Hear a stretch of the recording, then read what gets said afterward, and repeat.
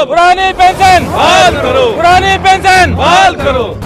जो सत्ता के खेल खेलना यही जिनको सार्वजनिक जीवन का काम दिखता है, उन्होंने अर्थनीति को अनर्थ नीति में परिवर्तित कर दिया। कि तमाम पत्रकारों को सरकारों ने खरीद लिया है। मैं उनको चेतावनी देना चाहता हूं कि अपने रिस्पेक्टिव स्टेट को जाके समझाएं कि ये गलत रास्ते पर न चले जाए। Pension pension pension pension pension. कर्मचारियों की पेंशन बंद हो जा रही है तो जो माननीय लोग हैं उनका भी पेंशन बंद होनी चाहिए। सीआरपीएफ के जवानों के लिए हमने मांग की है शहीद का दर्जा और पुरानी पेंशन। 30 साल 35 साल 40 साल देश की सेवा कर रहा है और देश के विकास में अपना योगदान दे रहा है, तो उसके बुढ़ापे के सम्मान के लिए जरूरी है कि उसको पेंशन मिलनी चाहिए। कि बाय द पीपुल BY की जगह पर ये BUY कर दिए है। बाय द पीपुल लोगों को खरीद रहे हैं। 14 से देखते हैं प्रधानमंत्री जी जो कहते हैं करते उसका उल्टा है। हमारे जनप्रतिनिधि बंधु जो MP MLA हैं, PM हैं, CM हैं, ये लोग हमारे कर्मचारियों की नकल करके खुद की पेंशन लगवा लिए।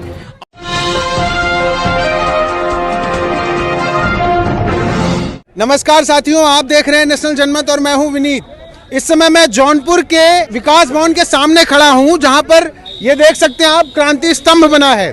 यहां तमाम सरकारी कर्मचारी OPS मतलब पुरानी पेंशन स्कीम को बहाल करने के लिए क्रांति करने आए हैं।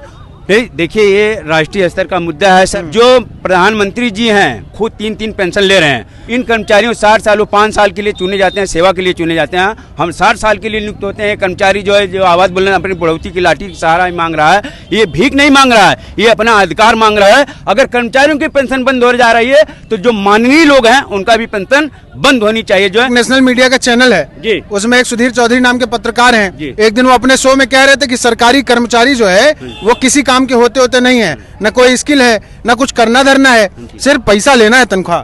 सवाल पूछा हाँ। कि कर्मचारी काम नहीं करते। हाँ। कोरोना आया तो हमारे कर्मचारी ही खड़े रहे, हमारा सिपाही चौराहे पर खड़ा रहा, हमारा डॉक्टर खड़ा रहा, सारे प्राइवेट के लोग कंपनी के लोग छोड़ करके भाग गए। मेरा शिक्षक राशन बंटवाने के लिए दुकान पर खड़ा रहा। आप ये कैसे कहते हैं कि कर्मचारी जो है वो काम नहीं करता है? केंद्र सरकार तो कहती है NPS ज्यादा बेहतर है। केंद्र सरकार कहती है तो हम कहते हैं जो वो मिठाई पहले खुद खाएं फिर हमें खिलाएं। जो कह रहे रेवड़ी खुद 4-4 पेंशन ले रहे हैं। अटेवा जो हमारा संगठन है ये निजीकरण का विरोध कर रहा है। सबसे पहले निजीकरण हुआ था हमारी पेंशन का। पेंशन की हालत उन्होंने ये बना रखी है कि 1000 रुपए 900 रुपए पेंशन पा रहा है 15 साल 20 साल सर्विस करने के बाद में। यही निजीकरण करने के बाद नौकरियां चली जाएंगी। सामने उदाहरण है, अभी हमारे शिक्षा मित्र हैं, अनुदेशक हैं, हमारे विभाग में काम कर रहे हैं, हम उनके परिवार की हालत जान रहे हैं। क्या 8000 7000 में जीवन यापन किया जा सकता है? क्या प्रधानमंत्री मुख्यमंत्री जी स्वयं का खर्च का कभी अनुमान लगाए हैं कि मेरे ऊपर एक दिन का खर्च कितना पड़ रहा है? ये निजीकरण इसीलिए लाया जा रहा है कि जो हालत पेंशन की कर रखी है इन्होंने, वही हालत नौकरी करने जा रहे हैं। ये जन आंदोलन है। हर सरकार अपने दिमाग में बैठा ले कि ये इस तरह के अगर NPS थोपा जाएगा निश्चित उनकी गद्दी जानी है। तो कर्मचारी जो है बिल्कुल देश सेवा में लगा हुआ है और अगर वो 30 साल 35 साल 40 साल देश की सेवा कर रहा है और देश के विकास में अपना योगदान दे रहा है, तो उसके बुढ़ापे के सम्मान के लिए जरूरी है कि उसको पेंशन मिलनी चाहिए। ये बुढ़ापे का सम्मान है, कोई जो है भीख नहीं, कोई अनुदान नहीं है। मतलब ये बुढ़ापे की लाठी है। ये हमारा संवैधानिक अधिकार है। ये हमारा संवैधानिक अधिकार है जी। अगर ये संवैधानिक अधिकार है तो सरकार को क्या दिक्कत है देने में? एक सिंगल जिसको आप सुधीर सर का नाम दिए तो शायद जो है ऐसा भी आने लगा है कि तमाम पत्रकारों को सरकारों ने खरीद लिया है। वर्तमान समय में जो डेमोक्रेसी है, डेमोक्रेसी की जो डिफिनीशन है by the people, of the people और फॉर द पीपुल, लगता है हम बुद्धिजन अब समझ गए हैं। यही तो जनता को हमको समझाना है कि बाय द पीपुल BY की जगह पर ये BUY कर दिए है। बाय द पीपुल लोगों को खरीद रहे हैं। जैसे फ्री में अनाज बांट के तमाम आप जानते हैं कि उसमें 50% से ज्यादा, मोर देन 50% गलत लोगों के हाथ में अनाज जा रहा है, लेकिन वोट के लिए वो काम किया जा रहा है। और वहीं पर ऑफ द पीपुल OF जो था कि लोगों की सरकार है, उसको OFF कर रहे हैं कि ऑफ द पीपुल लोगों को ही खत्म कर दिया जाए। इसके बाद फॉर द पीपुल FOR जो था उसको FAR कर दिए हैं। लोगों से दूर दराज रह के प्रशासनिक व्यवस्था और सरकारी व्यवस्था ये चलाना चाहते हैं। श्रीमान जी, हम लोग यहाँ इकट्ठा हुए हैं, सारे लोग जान रहे हैं पुरानी पेंशन बहाली के लिए। एक समय था कि कर्मचारी आए थे जब नौकरी में तो कर्मचारियों को पुरानी पेंशन दी जा रही थी, उसकी नकल करके ये हमारे जनप्रतिनिधि बंधु जो एमपी एमएलए हैं, पीएम हैं, सीएम हैं, ये लोग हमारे कर्मचारियों की नकल करके खुद की पेंशन लगवा लिए और आज वो दिन प्रतिदिन दिन दूना रात चौगुनी दर से अपनी पेंशन बढ़ा रहे हैं। और हमको नई पेंशन जो कि अंधकार में है, जिसका कोई भविष्य नहीं है, जो कि पूंजीपतियों को बढ़ावा देने के लिए दिया जा रहा है, अगर सरकारी सिस्टम हमारा नहीं सुरक्षा कर सकता तो प्राइवेट हमको कैसे सुरक्षा दे सकता है। इसलिए हम सब लोग आंदोलित हैं। एनपीएस बिल्कुल हमें पसंद नहीं है, क्योंकि हमने तो मांगा ही नहीं, आपने जबरदस्ती दे दिया। आप हमारी भारत सरकार के जो मुखिया हैं, हम उनका नाम क्या लें, ये एक तरफा अपने मन की बात सुनाते हैं। इसी तरह से मुखिया प्रशासक लोग भी वही कर रहे हैं, एक तरफा बात चल रहा है, बाईपोलर की बात ही नहीं है, सिंगल पोलर की बात हो रही है। जो हम कह रहे हैं वही सही है, बाकी हम आम जनता से कोई राय लेना ही नहीं चाहते हैं। हम सभी लोग मिलके पूरे देश की जनता को एक साथ जगाने का प्रयास कर रहे हैं, जैसा कि अन्य स्टेटों में हमारे लोगों ने किया है। राजस्थान के मुख्यमंत्री गहलोत जी शुरू किए, हिमाचल में शुरू किए, छत्तीसगढ़ में। उन लोगों ने असलियत को समझा कि गलती हो सकती है।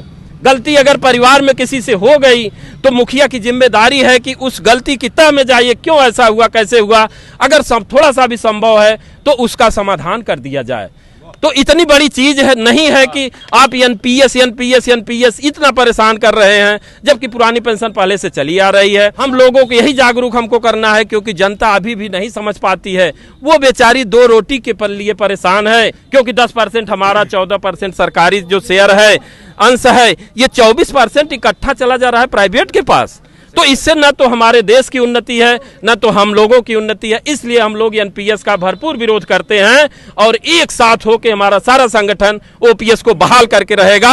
यही हमारा कहना है, ओपीएस बहाल करो, बहाल करो, बहाल करो। 40 जो अर्धसैनिक बल के जवान जो हमारे शहीद हुए हैं पुलवामा में, कभी उनके यहाँ जाके देखिए, उनके परिवार से पूछिए एनपीएस के माध्यम से उनके पास पेंशन है भी या नहीं है। सीआरपीएफ के जवानों के लिए हमने मांग की है शहीद का दर्जा और पुरानी पेंशन। 14 से देखते हैं प्रधानमंत्री जो कहते हैं करते उसका उल्टा है। उदाहरण के तौर पर पहले उन्होंने कहा मनरेगा भ्रष्टाचार का कारखाना है, और उन्होंने आज मनरेगा को देश के लिए बहुत अच्छा बताया। आधार का उन्होंने विरोध किया और आधार को ही देश का आधार बना दिया। जीएसटी का विरोध बना दिए, जीएसटी का विरोध किए, जबरदस्त जीएसटी लागू कर दी, पेट्रोल को 100 के पार कर दिया। अभी प्रधानमंत्री जी ने एनपीएस पे बोला है, एनपीएस को बोला भी है और एनपीएस को अच्छा बताया है।